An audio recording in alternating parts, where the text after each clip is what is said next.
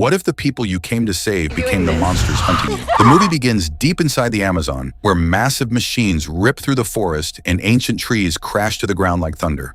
The homes of hidden tribes are being erased in silence while corporations chase oil beneath the earth. Far away at an American university, a student named Justine attends class, unaware that her life is about to change forever. Before we continue, don't forget to subscribe because it helps us grow together and bring you more epic movie recaps like this. After class, Justine is invited to a secret activist meeting led by a charismatic young man named Alejandro. Alejandro speaks with passion and fire, telling everyone that a powerful company is destroying protected land in the Amazon and threatening an isolated tribe. He claims the workers are guarded by armed mercenaries and only public exposure can stop them. His plan is dangerous but simple. Travel there, chain themselves to the machines, live stream everything, and force the world to react. The room is electrified. Justine, inspired by the chance to do something meaningful, agrees to join the mission, never realizing she has just stepped into a nightmare. The next day, Justine lies to her father, a respected United Nations lawyer, telling him she is simply traveling with friends. Soon she meets the rest of the group and boards a private plane funded by Alejandro's wealthy associate. They arrive in South America, move through hotels, rivers, and muddy paths, then finally enter the dense jungle. Dressed in matching protest gear, they approach the company site with determination. The roar of chainsaws fills the air as they prepare to confront the men destroying the forest. The activists chain themselves to bulldozers and trees, cover their faces, and begin streaming the protest live to the world. Workers shout at them, mercenaries threaten them, but the cameras keep rolling. Then Justine's lock is discovered broken, and armed guards seize her. A gun is pressed to her head while she cries in terror. She begs Alejandro to help, but instead he coldly uses her father's status as leverage, daring them to kill her. The footage explodes online, outrage spreads, and the company is forced to retreat. Their mission appears victorious. Police briefly detain them, but bribes quickly secure their release. Back on the private plane, everyone celebrates as heroes. Alejandro boasts that they have gone viral and changed the world, but Justine sits in silence, shaken by how easily they used her life as a bargaining chip. Then celebration turns into chaos. The plane suddenly shakes violently, engines failing as screams fill the cabin. Pieces tear away midair, passengers are thrown around, and the aircraft plummets toward the endless jungle below. The crash is catastrophic. Metal shreds through trees before the plane smashes into the ground. Bodies are broken, blood covers the wreckage, and survivors crawl out in panic. Moments later, the burning plane explodes behind them. Pilots are dead. Several activists are dead. Others are badly injured. With no signal, no supplies, and no rescue in sight, the survivors realize they are stranded in one of the most dangerous places on Earth. Then strange sounds echo from the jungle, and everyone freezes. Alejandro's girlfriend steps forward to investigate, but an arrow suddenly rips through her throat. She collapses, choking. Alejandro rushes to her, only for another arrow to slam into his head. He falls instantly. Panic erupts as tribal hunters emerge from the trees, covered in red paint and armed with bows. Survivors run in every direction, but arrows rain down, and one by one, they are struck unconscious. Even the man carrying a GPS device is shot before he can call for help.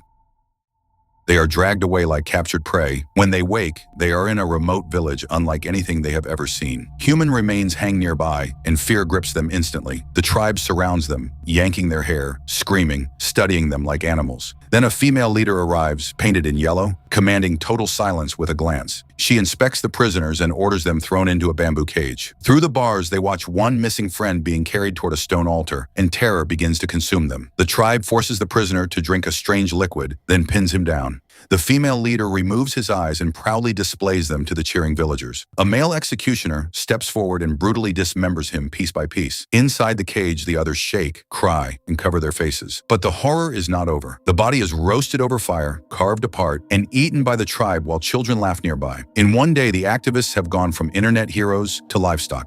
That night, the survivors turn on Alejandro's memory and on each other. One of them reveals the truth Alejandro confessed before dying. Their mission was never noble. A rival company paid him to remove the first corporation so another could take over the land later. The activism, the cameras, the danger, it was all a business move disguised as justice. Worse still, Justine was invited because her father's political power made her useful insurance. Rage fills the cage as they realize they were manipulated from the start. Morning brings fresh horror. 3 women are dragged from the cage and inspected by the tribe's leader to determine which one is a virgin. Justine is chosen and taken away, while the others can only scream helplessly. Later, she is returned unconscious, covered in paint. with no memory of what happened. Soon after, bowls of food are given to the prisoners. One girl notices a tattooed strip of skin in her meal and recognizes it as belonging to the friend who escaped the night before. Realizing they were fed their own friend, the girl breaks down completely. In despair, she smashes the bowl and uses a sharp shard to cut her own throat. Blood pours onto the cage floor as the others watch in horror. But one prisoner thinks quickly and stuffs hidden marijuana into the dead girl's mouth before the tribe takes the body away.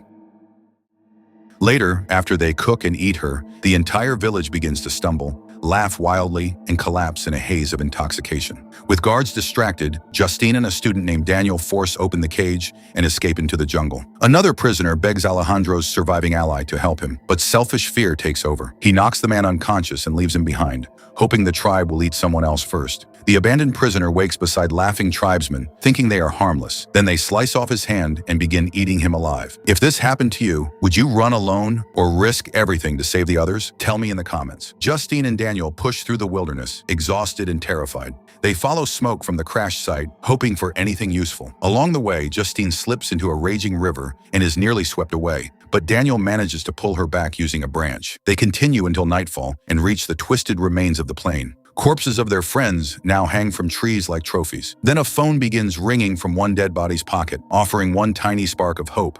They rush to grab the phone, but before they can use it, tribal hunters ambush them again. Both are knocked unconscious and dragged back. At dawn, Daniel is tied to a pole, while the tribe breaks his limbs and smears him with a substance that attracts swarming ants. They cover his body as he screams in agony. Nearby, Justine is restrained for another ritual as the female leader approaches with sharp tools. Death feels certain, then suddenly a warning cry echoes through the village. New loggers have entered the forest. The tribe instantly arms themselves and charges toward battle, leaving only children behind. Among them is the little girl who earlier listened to Justine play a tune on her flute necklace. Remembering that small kindness, the child cuts Justine free. Justine runs to Daniel, but he is broken, covered in biting ants, and begging for death. Unable to endure another second, the little girl mercifully ends his suffering with a blade before guiding Justine away. As they flee, Alejandro appears alive, tied nearby and desperate. He pleads with Justine to save him, promising anything, but she remembers the lies, the betrayal, and the bodies left behind because of him. Without a word, she turns away. The little girl leads her through hidden jungle paths, and Justine gives her the flute necklace in gratitude. It is the only pure exchange of kindness in the entire nightmare. But the road out holds one final danger. Another tribal family spots Justine and begins pursuit, but they stop at the edge of a feared path where a deadly jaguar-like beast is known to roam. Too terrified to continue, they retreat. Justine has no choice except to walk straight into the predator's territory.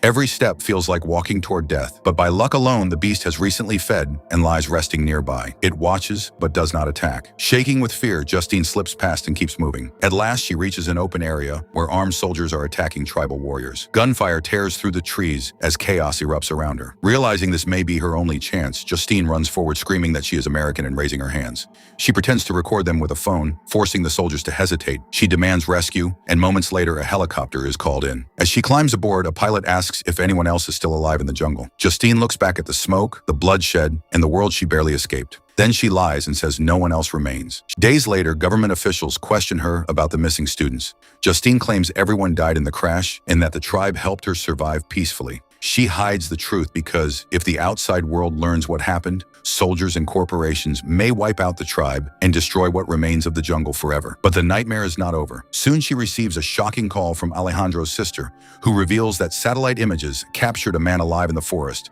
covered in black tribal paint. Alejandro may still be there, transformed into something new. The movie ends with that chilling mystery. If you enjoyed this recap, smash the like button, subscribe, turn on the notification bell so you never miss the next upload, comment your thoughts below, and watch more epic recaps right now.